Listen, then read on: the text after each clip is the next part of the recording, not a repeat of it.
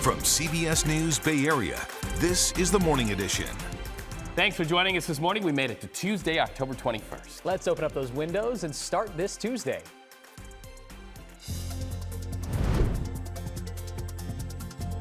Sending them to San Francisco will do nothing to get fentanyl off the streets, nor will it make our city safer. Mayor Daniel Lurie making it clear federal troops don't have the power to help with the city's biggest problem, drugs. We are standing here talking about a tragedy averted versus us standing here telling you about 27 plus lives that were lost or injured. A potential tragedy avoided at one of our country's biggest airports, the arrest caught on body camera, and the crucial tip that made a difference. Waymo just drove around the school bus. Bay Area's Waymo under fire after video shows one of their vehicles breaking traffic laws in Atlanta. Now the feds are investigating. This is where shopping carts really become an issue.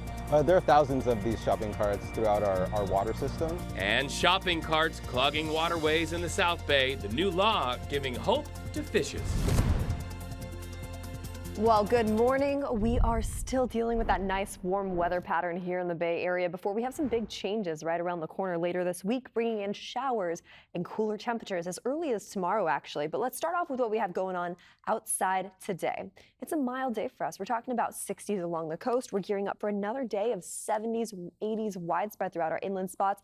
It is expected to be one of those days where as you head outside, it's still partly cloudy at times, but then by tomorrow, clouds start surging in from the south with an area of low pressure cooling us all off down into the 60s, and cloudy skies and a chance of showers are in the forecast tomorrow too. I'll time that out for you coming up in just a bit. Max? All righty, thank you, Jess. Let's get you rolling on the roads this morning. Take a look at the morning commute Bay Area. If you are planning to take public transit, good news for you today. BART is back up and running after yesterday's major system-wide delays caused by equipment issues at the Transbay Tube. Service on the green and red lines are restored and running this morning, so that's great news.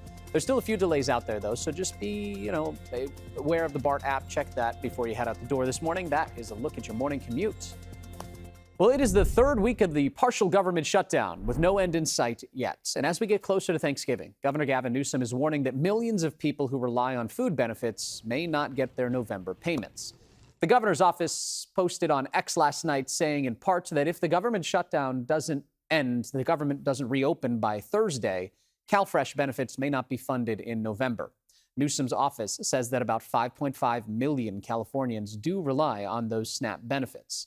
So the warning is already prompting some action from Bay Area leaders. Today in Alameda County, the Board of Supervisors will consider approving $10 million in emergency funding.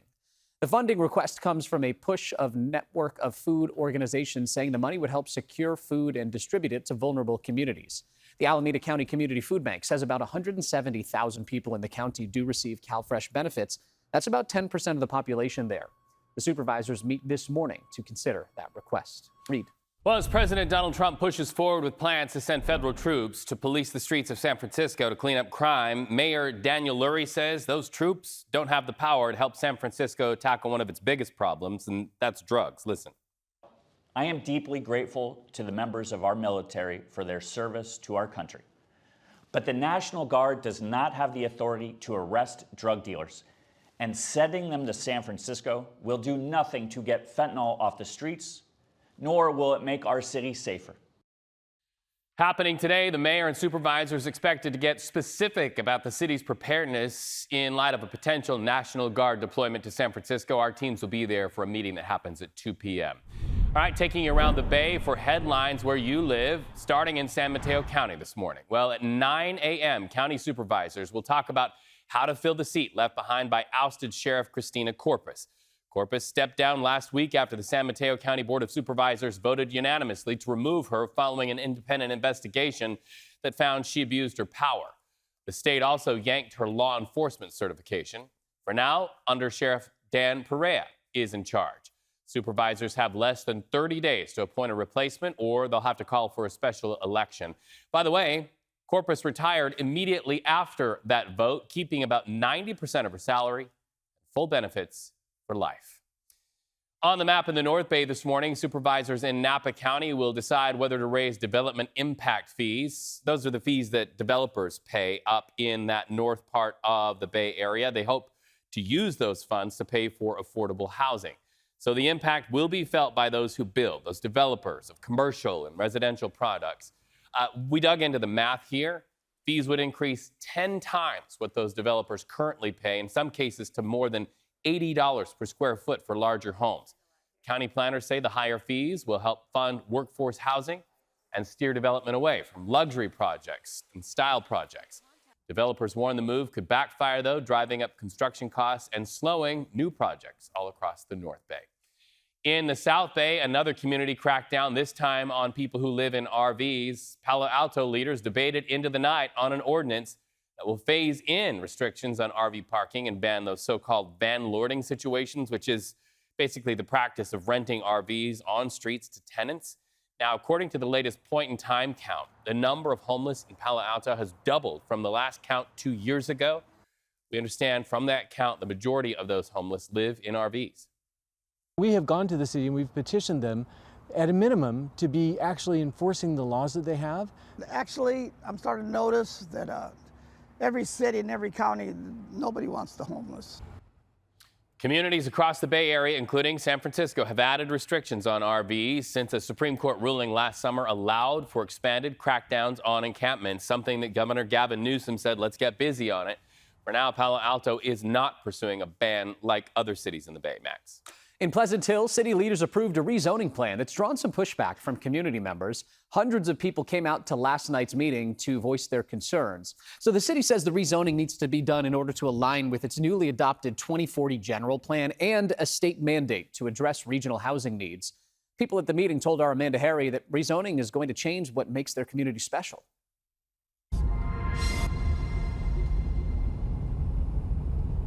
Driving down the streets of Pleasant Hill, you see house after house, but zoning changes could add in more apartment complexes to these streets. It's going to change the whole dynamic of the city. Jeffrey Thomas has lived in Pleasant Hill for 42 years. He raised his son here. It's his home, and it's special to him. It's a little bit more affordable. It's got the community feel to it. I mean, we have neighborhood block parties, barbecues, cookie exchange at Christmas time, and we know everybody. But now part of his street is on the list to be rezoned, and he feels like it could change everything. Somebody wants to sell, they'll sell to a developer, and then the next person will sell to a developer, and the next person will do the same thing. And then after they get enough land, they'll take and build a 500-unit apartment building on it. The city of Pleasant Hill says the rezoning needs to be done to add in more mixed-use and high-density zoned land. It's required to align with its already adopted 2040 general plan and with a state-mandated process to address regional housing needs. The Planning Commission unanimously recommended approval, but Thomas worries about the ramifications of the city growing so rapidly. It's going to bring in more crime, more homeless. And he's not the only one with concerns. So many people attended the meeting, there were 2 overflow rooms. Rochelle Gardner shared many of Thomas's concerns. You go to these new developments, every house looks identical. Pleasant Hill's not like that. Real cute, small little houses with good families that have lived there forever.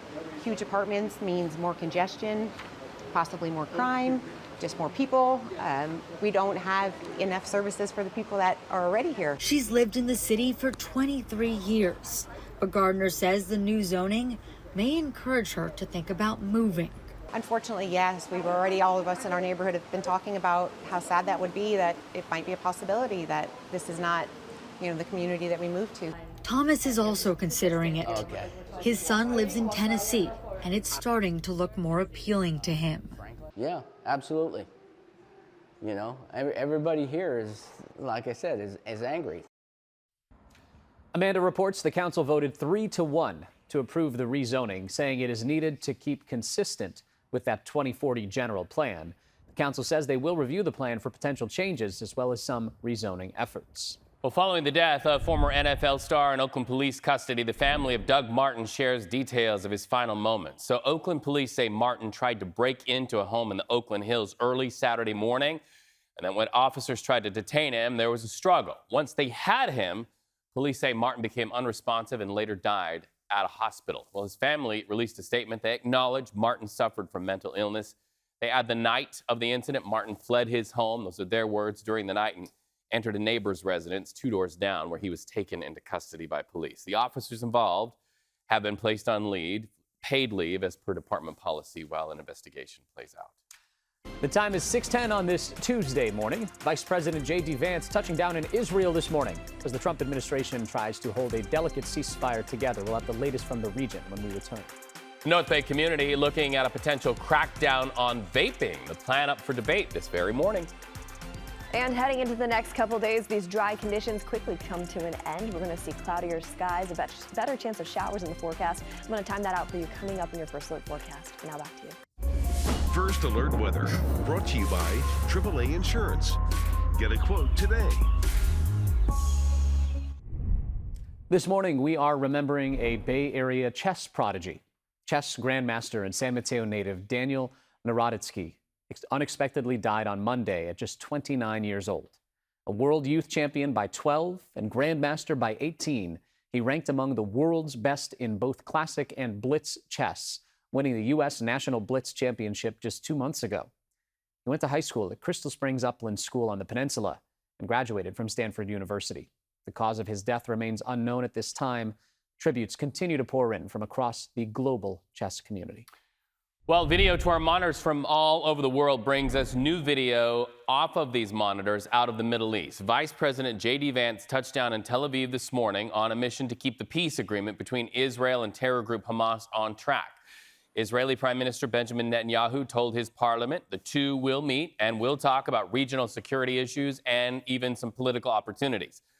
An Israeli government spokesperson says Netanyahu also met Monday with special envoy from the Trump administration, Steve Witkoff, and also President Trump's son-in-law, Jared Kushner, trying to shore up and make more stable what is already a very fragile ceasefire agreement. Meanwhile, in Washington, D.C., 3 weeks into the government shutdown, still no deal in sight. Today, Senate Republicans head to the White House for talks with President Donald Trump. Now, for the 11th time, the Senate failed to pass a bill to reopen the government. That happened yesterday. Democrats say it's all over health care. GOP lawmakers will meet with Mr. Trump over lunch, possibly weighing smaller funding bills to try to do this piecemeal to pay key federal workers like active duty military who right now this morning are working without a paycheck. This morning, an Atlanta man faces several charges after police say he threatened to shoot up the world's busiest airport. We're talking, of course, about the Hartsfield-Jackson Airport in Atlanta. Look at this security video here. It shows police closing in on somebody named Billy Joe Cagle. They say he arrived at the airport, TSA security line. You can start to hear the skirmish there. Police say they got a tip from a family member that Cagle had threatened to open fire at the airport on a social media live stream. Police describe Cagle as mentally challenged. He faces multiple charges, including terroristic threats to possession of a firearm. New this morning, federal regulators are taking a closer look at Waymo's self-driving cars after one of the company's robotaxis had a really close call with a school bus. This video coming to us from Georgia. It shows a robotaxi passing a stopped school bus while kids were getting off. Waymo claims the cars couldn't see the flashing lights or the stop sign on the bus from its angle. The Mountain View-based company says it is already rolling out software fixes, but the National Highway Traffic Safety Administration says it is investigating this incident. All right, let's take you live outside on this Tuesday morning with what appears to be a beautiful shot. This is one of my favorites of the San Francisco skyline there. The city looking beautiful. So is the East Bay today. Jess, what's going on with the weather? It really is looking stunning. Super clear, too. Now, as we head into the next couple days, tomorrow specifically, we're going to see a surge of clouds. On top of that, we're also gearing up for some cooler temperatures on tap for us as well. Now, you make your way over into the East Bay. Today, we're in the 80s. Tomorrow, we're going to see 60s widespread throughout our inland areas, anywhere from Santa Rosa down into San Jose. So almost a 20-degree difference throughout our microclimates as we head into the next 24 hours, honestly. So over into San Francisco today, it's another mild one for us. If you want to head out to the coast, we're back into the 60s this afternoon in places like Half Moon Bay. Yesterday was a little bit warmer, but of course the big concern was that beach hazard statement that's now expired. As we make our way a little bit more south along that coastline, Santa Cruz today topping off at 67 degrees, 68 over into Monterey. I want to talk about some changes that we're going to see as we head into the next 24 hours. And it has to do with not only those cloudy conditions, but those cool temperatures too. This area of low pressure is pushing in from the south. It'll bring in some light showers, nothing amounting to much. If anything, we'll see close to around 1/100 of an inch of rain from now until Thursday morning. But that's going to impact our inland spots, the South Bay, the East Bay, potentially along the peninsula too. Not making its way up into the North Bay just yet, but then we have a cold front pushing in as we head into our Saturday and Sunday forecast. That starts even late Friday night, and that's pushing in from the north. So there's still more rain on tap for us. We're not out of the clear just yet. We're continuing to monitor that closely as we head into the next 72 hours, really, as the models continue to change. Now, today we're sitting in the 70s. Tomorrow we're back into the 60s for our friends in the Bay, closer to Oakland and San Francisco, across that beautiful Cool Bay Bridge behind me. You make your way over into our inland spots, we're noticing that influence too. Places like the East Bay and Santa Clara Valley are gearing up for 80s this afternoon. We'll sit in the upper 60s and lower 70s tomorrow. We'll continue to see that weather pattern stay pretty similar, at least when it comes to daytime highs heading into this weekend, with more showers on tap for us by Saturday and Sunday. Back to you. Thank you for that, Jess. Let's get you out the door and on your way this morning. BART is back on track after yesterday's major delays, so that's the good news to report. The red and green lines up and running. Yeah, a couple of little delays to be aware of, so just make sure you check the BART app before you head out the door. As for the rest of public transit, though, everything seems to be running on time. Let's give you a live look now at the Bay Bridge Toll Plaza. This is what we expect to see at about 6:19 on a Tuesday morning. The metering lights are on and the traffic is bumper to bumper there, so just give yourself a little extra time as you head out the door today. That's a look at your morning commute. Oakland! Love life! Oakland! Love life! Hey, we loving life. Oakland Love Life. That's the chant. The city of Oakland kicking off its annual Love Life Week, honoring the life of Loisha Lacey, a conflict mediator at McClemens High School before her murder outside of the school in 1997. Oakland adopted that motto, Love Life, in her honor in 2016. There's an event tonight that includes a conference on preventing violence against women and other events planned this week, including a community cleanup, a street naming ceremony, and a comedy jam. Doing good in our communities. Well, Diwali celebrations continue in the Bay Area. In fact, look at this. In Fremont, a big Diwali celebration kicking off at 3 p.m. at Gurdwara Sahib on that road right there, named after the very same place. Expect large crowds and partial road closures around that area, especially between Grau and Mission Boulevard. Festivities run through 11 p.m. So if you're driving nearby, just give yourself extra time and plan ahead. 6:20 on this Tuesday morning. 49ers star linebacker Fred Warner may be sidelined for the season, but the captain is still making a difference for the players on the field. Matt Lively breaks it all down in our Red and Gold report coming up next. Let's go outside right now and see what Tuesday's serving up before the sun is up. Check it out. That's the twinkling lights of the Embarcadero Salesforce Tower and so many buildings that a lot of people see as they fly into this beautiful place we call the Bay Area. We'll be right back with your forecast. 49ers captain Fred Warner won't be suiting up again this year. The linebacker's out for the rest of the season with an ankle injury. But as Matt Lively tells us in this morning's Red and Gold report, he still found a way to contribute to Sunday's win over the Falcons. This is the Audi Red and Gold report. The 49ers are 5-2 after Sunday night's win over the Falcons as San Francisco continues to put up wins despite having many of their stars on the injured list. Linebacker Fred Warner may be out for the rest of the season with an ankle injury, but that didn't stop him from having an impact on the team on Sunday night. Warner was shown on the video board firing up the crowd, but that might not have helped the team as much as you'd expect. He is the aura farming king, I will say that. How about Fred Warner being shown on the scoreboard, and we almost had to go on a silent count because we couldn't hear a play call? How selfish of Fred Warner.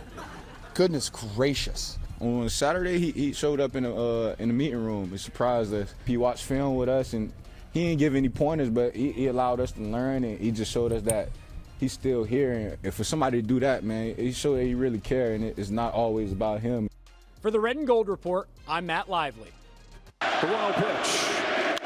High fly ball. Left field. Arozarena watches it go.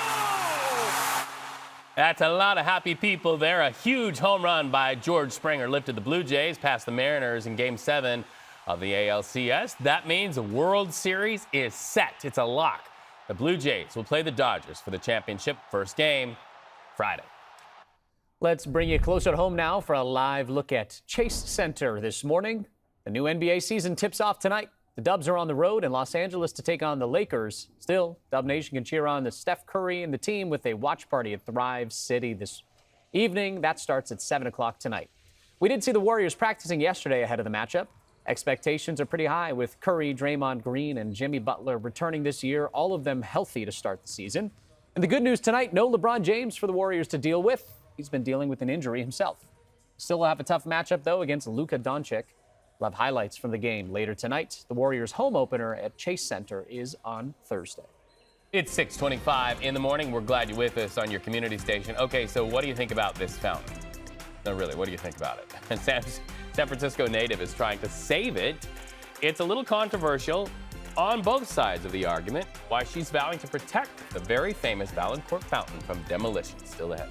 And we could be in for some big changes when it comes to our weather. Big waves spotted yesterday along the coastline. Jess has what to expect coming up. And let's take you live outside for another beautiful shot from San Francisco. This is from the top of the Mark Hopkins Hotel. You can see it's shaping up to be a beautiful day. Stay with us.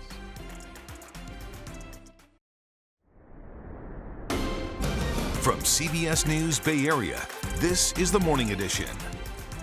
Thanks for joining us on a Tuesday morning. Good morning to you for our viewers there in the South Bay. This is a beautiful shot of the sun beginning to rise. This camera's from the top of Black Mountain.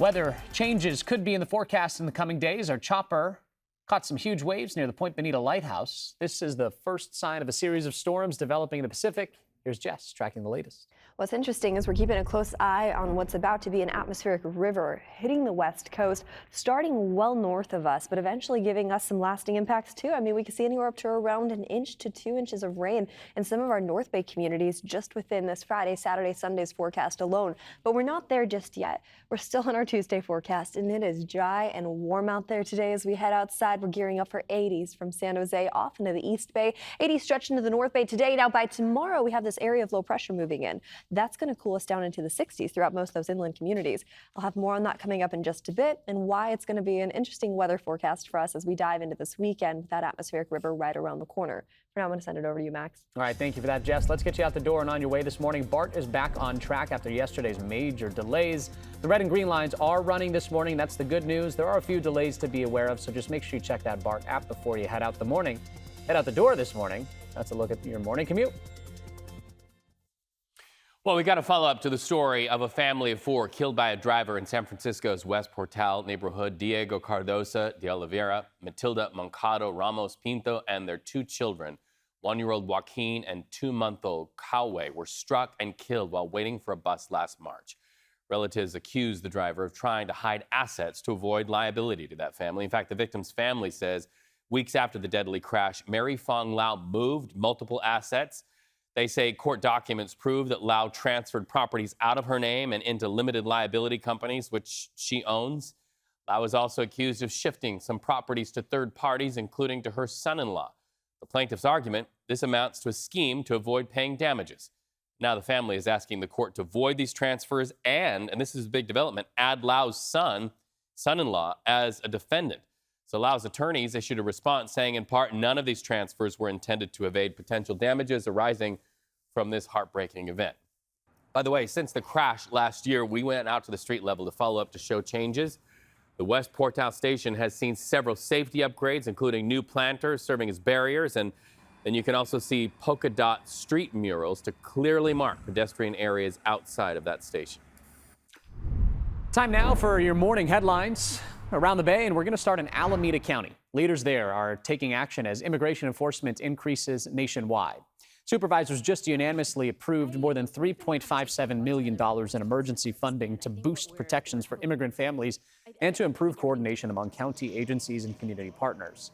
The money will help expand the county's rapid response hotline, legal defense programs, and community outreach efforts. Let's cross the Bay now and head to Marin County. This morning, the county health department is set to introduce an ordinance that would ban the sale of vaping devices in unincorporated parts of the county.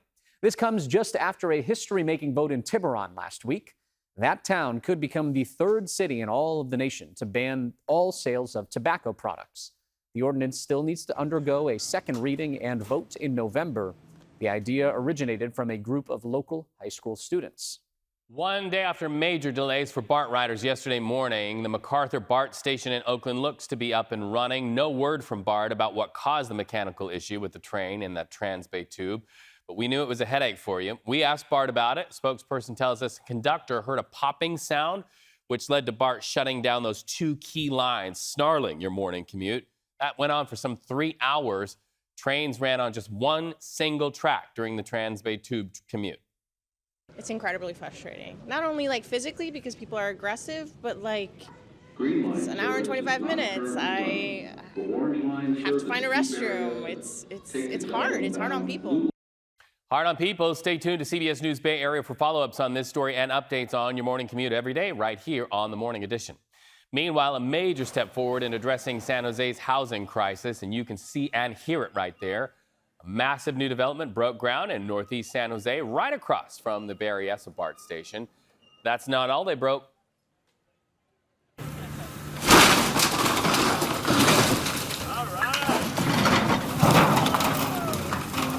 All right, he says that's the sound of progress. This old industrial building coming down to make way for these more than 700 new homes, many of them deemed affordable housing. It's really all a part of a larger plan to transform the area around the station into what planners call an urban village. So Arlen Ramirez was there as city leaders took the first swing at transforming this site.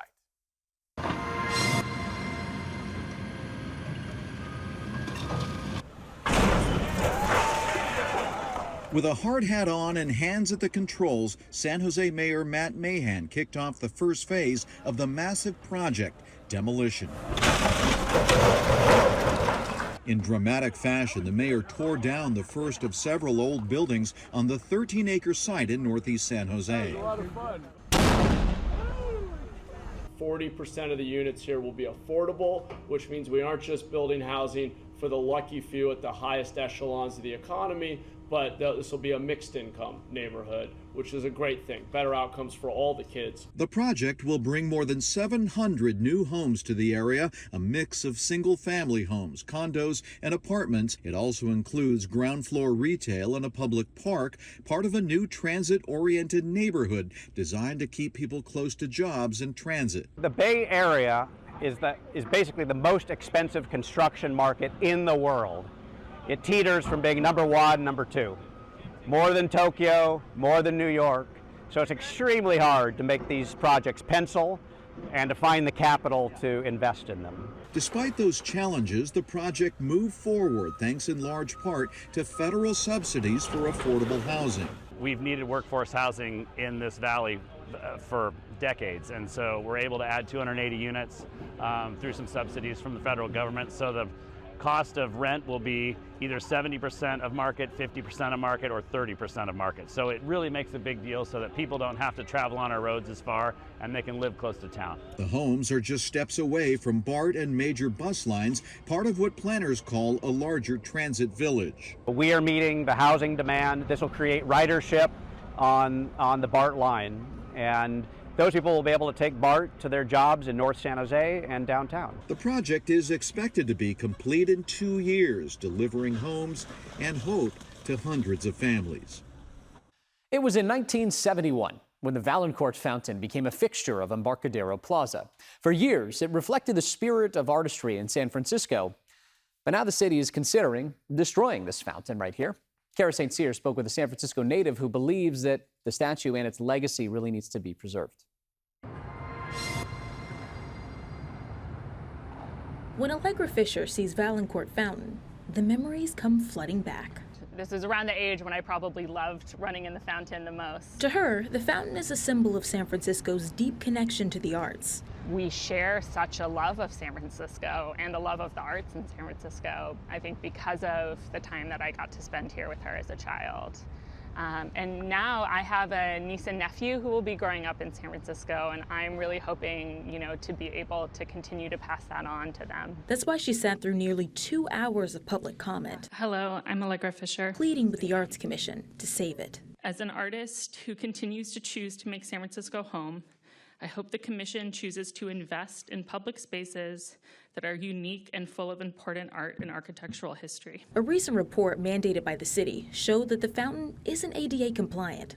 It also contains lead and asbestos. San Francisco Recreation and Parks estimates it'll cost $29 million to renovate. Good evening, Commissioners. My name is Julian Lake. The cost isn't worth it for Julian Lake, a spokesperson for the Bay Area Council.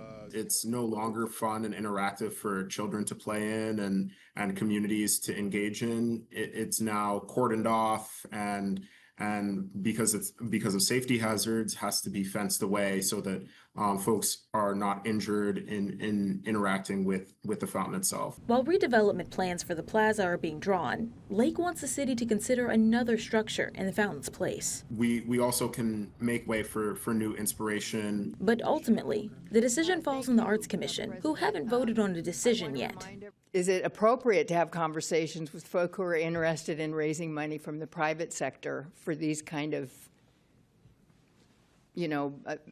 preservation of the art? I've been underneath those little stepping stones, but I also been on the building side of things where I realize, like, as soon as you touch anything, you can touch it, and then they're going to say you've got to make it ADA compliant, you've got to make the mechanical, electrical, and all the life safety systems up to code. Allegra just wants the legacy of Vaillancourt to continue. So this hole was open and you could run around inside the fountain. For other kids to enjoy, as she did in her youth. 6:39 on this Tuesday morning. A pardoned Capitol rioter back in custody for allegedly threatening to kill House Minority Leader Hakeem Jeffries. We'll have updates on this CBS exclusive coming up. And an abandoned shopping cart causing environmental concerns in a neighborhood and in waterways. We break down a new state law that could help recovery efforts in San Jose and maybe help the little fish. And here's a live look at San Francisco and the East Bay on this Tuesday morning. Jess will have your forecast when we return. Welcome back. Time now for a look at your top stories from around the country and the world. All of these monitors are giving us live feeds from CBS stations across the country and our partners around the world. And we start with the CBS exclusive this morning. A man pardoned for his role in the Capitol riot is back in custody, this time for allegedly threatening to kill House Minority Leader Hakeem Jeffries. Prosecutors say Christopher Moynihan sent messages vowing to eliminate Jeffries ahead of his speech in New York City this week. Police arrested him Sunday before the event. He now faces criminal charges. A federal appeals court approved the Trump administration's request to deploy Oregon National Guard to protect federal buildings and immigration officers for now. Another appeal is in the works. Oregon officials have pushed back against the deployment, saying the city has been unfairly portrayed as violent. The president has cited protests outside of Portland's Immigration and Customs Enforcement facility as a justification for sending in the troops. Cranes rolled up to the White House Monday as demolition kicked off for a brand new ballroom project backed by President Trump. The $200 million addition would replace the historic East Wing and include 90,000 square feet of space with room for 650 seated guests. That's more than triple the East Room's current capacity. The Trump team says the build won't touch the main residence and would wrap up before his term ends. The Supreme Court is set to hear a case on whether a federal law barring certain drug users from owning guns violates the Second Amendment or not. The case involves a Texas man with a felony charged with a felony for having a gun at home while being a regular pot user. A lower court threw out the charge, saying the federal law banning guns for drug users violates the Second Amendment. Now, the High Court will decide if that law will stand. Thanks, Max. Well, time now for a look at what's coming up later on CBS Mornings. Let's go to that concrete jungle where dreams are made of and talk to Gayle King live in New York. Good to see you, Gayle. Concrete jungles where dreams are made of. It's true, Reed. It's good to see you. Here's what's coming up on CBS Mornings. If you have a peanut allergy, you know this stuff is no joke. You know how serious it can be. So we've got some good news for you on that this morning. Dr. John LaPook will be here to tell us about a potential change and how parents can handle that.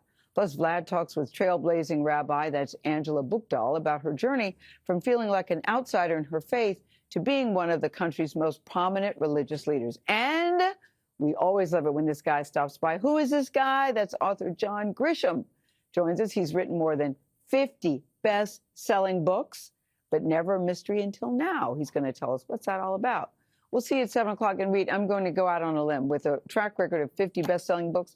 I think this is going to be bestseller number 51. I stayed up late to read it because I want to know, how is this going to end? It's good. It's good. That's so a we'll tease. see you at 7 o'clock, a little over 15 minutes. All right. That's a big tease. And he's such a doll, like him. Love it, and tell Galen, we Gianna I like said, you. hey, hey. We'll tell Gianna you said hey, hey, and Max I is feel here in the same. studio with us as well. Thank you, Gail. Have a good morning. All right, let's give you a live look outside on this Tuesday morning. A beautiful shot of the Bay Bridge and beyond into the East Bay, Mount Diablo, looking beautiful, silhouetted by the sun on this Tuesday morning. Jess, doesn't get much better than that, does it? Oh my gosh, I know. And I love seeing the clear skies over the Bay Bridge too, for a couple reasons. One, it makes the commute easy in the morning, no surface visibility issues. Two, it's a beautiful way to start the day. And as we head into this afternoon, we're in store for some more warm weather, just like yesterday's forecast into the afternoon hours. 80s anywhere from the Santa Clara Valley all the way up into the North Bay and off into the East Bay. It's a return to the 70s for San Francisco and Oakland today. 60s along the coast, a little bit cooler compared to yesterday. Yesterday was a hard one just because, of course, we were dealing with beach hazard statements with rip currents and sneaker waves. But at the same time, the temperatures were so nice along the coast, it was almost hard not to head out there. Now you head all the way over into Monterey and Santa Cruz. Today, it's a lot more mild along our shoreline, sitting in the 60s as we head outside. I want to talk about a couple changes we're going to notice as we head into the next couple days. Today is a clear, nice, sunny day. The clouds start rolling in for Wednesday, and then into our Thursday forecast, there's a chance of just some light showers that are going to push through as we head into the next 72 hours. In total, it's only going to amount to around 1/100 of an inch of rain. Now, that's not the big story for us this week by any means, actually. It's not until this weekend's forecast where we start to see some heavier showers, this time moving in from the north. This is an atmospheric river that we're keeping a close eye on that's going to hit the west coast, pushing up into the Pacific Northwest first and then pushing down into potentially the Bay Area right around the corner. So we're monitoring those models closely, especially as we dive into our Saturday and Sunday forecast. That's the best chance of showers we could see there. Close to around, at least this is what I was looking at this morning with the models, closer to around 1 inch to 1.5 inches up in the North Bay, closer to around 1/2 inch down in the South Bay. That's what we're gearing up for as we dive into Saturday and Sunday's forecast, clearing up by next work week, just in time for work and school. Now you make your way over into our inland spots, places like the East Bay and the Santa Clara Valley, nice and warm today. Tomorrow we're jumping down to the 60s and the 70s, so a cooler setup for us tomorrow. We'll average out in the 60s and 70s heading into this weekend's forecast, with that system pushing in from offshore, bringing in some rainier skies heading into this weekend. Back to you. Thank you for that, Jessica. Let's talk. We're going to start with a live look at the MacArthur BART station in Oakland. Business as usual today. Good news to report after yesterday's mess. As you first saw in the morning edition, BART had to shut down the red and green lines yesterday because of an equipment issue. That isn't the case today. Everything is back up and running. Folks there just waiting for their trains on this Tuesday morning. Let's head on over to the traffic map now. We're seeing a few breakdowns to start the morning. On the Bay Bridge, there is a stalled car on the shoulder eastbound just after exit 4B. And if you are heading towards the Richmond-San Rafael Bridge, there is a stalled vehicle blocking the right lane on 580 westbound. It's causing some delays, so be sure you get to give yourself a little bit of extra time as you head out the door this morning. No issues to report with public transit. Everything seems to be running on time. The buses, the ferries, the Muni and Caltrain, all looking pretty good at this hour. That is a look at your morning commute. To Santa Clara County now. Shopping carts have been cluttering neighborhoods and clogging waterways in San Jose for some time. Environmentalists say they aren't just an eyesore, but they're also threatening wildlife. Arlen Ramirez takes us to the banks of the Guadalupe River, where people are hoping a new state law cracking down on abandoned carts will help out.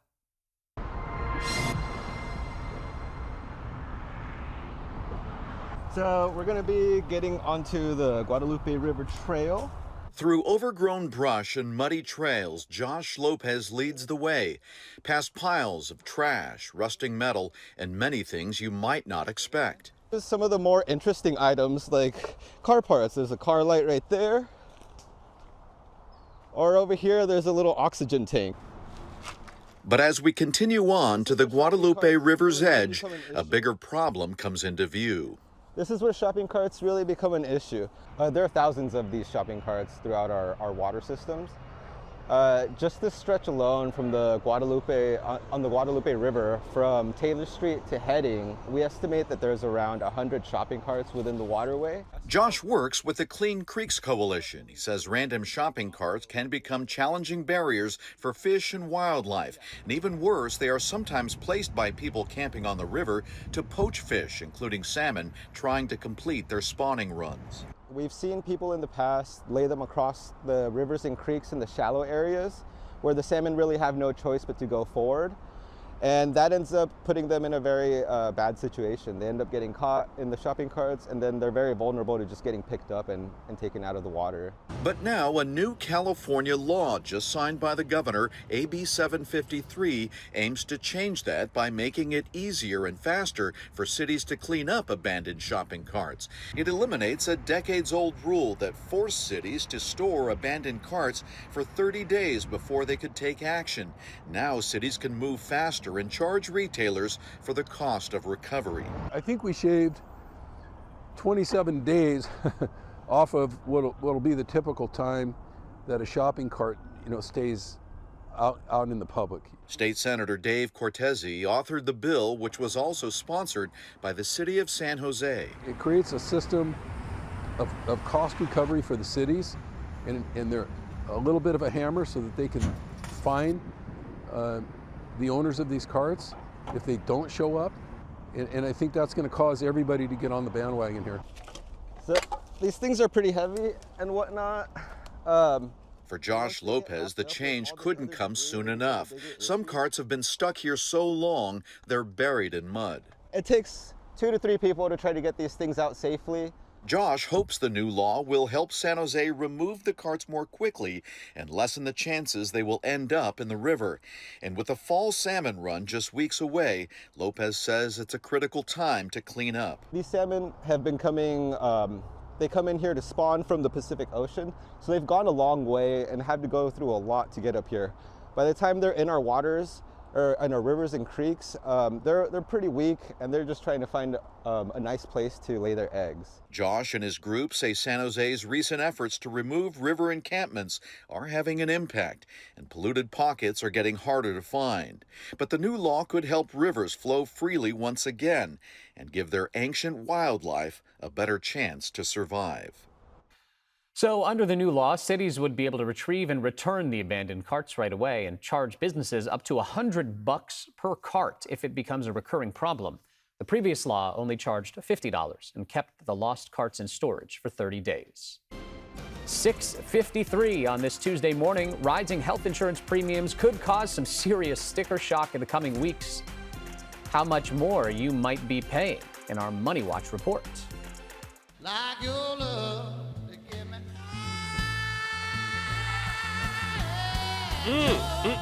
Put some stink on it, Stapleton. A Super Bowl is almost here, and more celebrations have been announced in the Bay Area, including a very special concert by Chris Stapleton, when you can catch the country music star. Sing it, Strawberry Wine, coming up next. That's some nice music with that beautiful sunrise, but I would have loved to keep listening to Chris Stapleton there. With that picture, doesn't get much better than that. Stay with us, we'll be right back.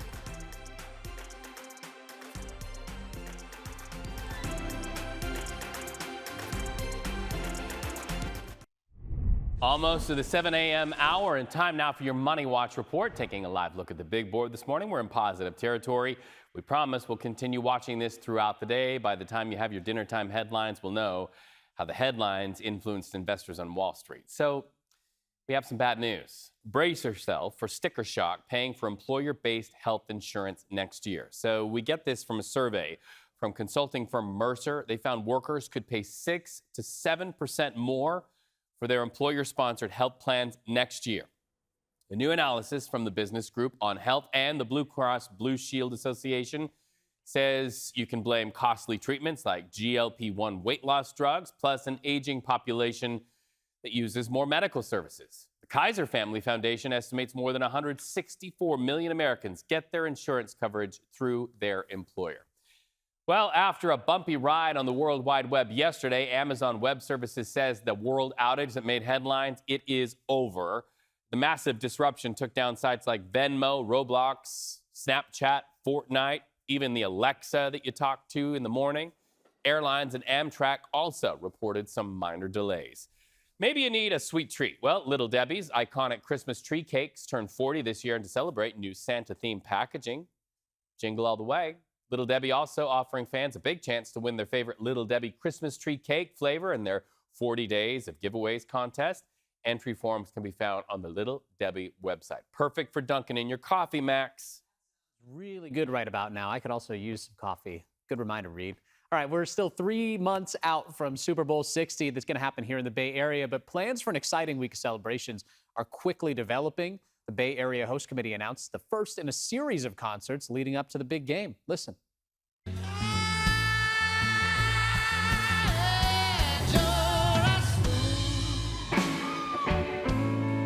Tennessee whiskey. Doesn't get, that's such a great song. Country music star Chris Stapleton, by the way, that's the guy you're listening to. He's headlining a show before the Super Bowl, February 7th. That'll be happening at the Bill Graham Auditorium in San Francisco. He's an 11-time Grammy Award winner. He'll perform with a special guest, Sierra Farrell. Tickets go on sale Friday. The host committee says that won't be the only one. They'll announce more concerts at the same venue in the coming weeks. That is just one of those great songs. I love it so much. You're a musician. Sing it in the car. You know, you're a music creator. I watch your Instagram, Max, and I see it, and I'm here to ask you, is it true that music sounds better if you make this face? Oh, you just have to get into it. You have to let it go, and whatever face happens, it happens. Like John Mayer on the guitar, same thing. He just reaches for those notes. So. We're going to expect a redo on your Instagram. All right, we'll hey, try coming up, a new trend that lets the destination design your trip. Kind of like that, how travelers are letting place, not the plan, set the itinerary. We're talking about it Travel Tuesday. And the Paramount Plus show, The Mayor of Kingstown. Back for another action-packed season. We're live with one of the stars of the show with more on what you can expect. Live look outside, Pix Plus, 44 Cable Channel 12.